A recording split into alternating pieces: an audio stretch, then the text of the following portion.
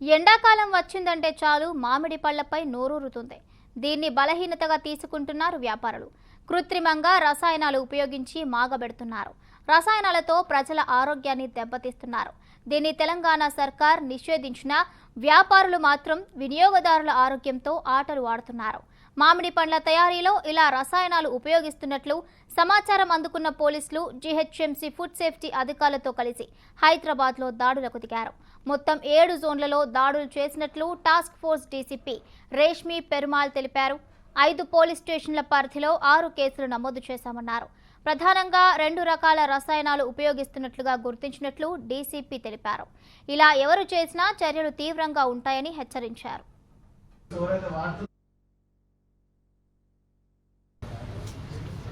ఇది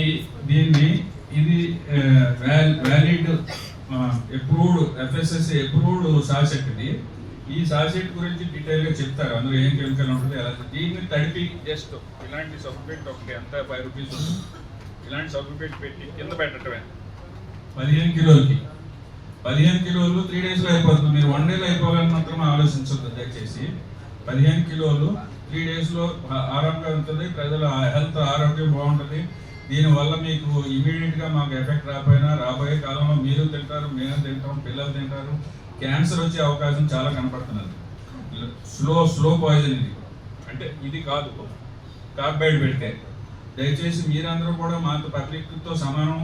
పబ్లిక్ కోసం, పబ్లిక్ ఆరోగ్యం కోసం చేస్తే పళ్ళు కూడా ఎక్కువ విరివిగా అమ్ముడవుతాయి, అందరూ కొనుక్కుంటారు, ప్రజల్లో ఉన్న నెగిటివిటీ పోతుంది, ఈ పోలీస్ వారి రైట్స్ తగ్గుతాయి, మా రైట్స్ తగ్గుతాయి.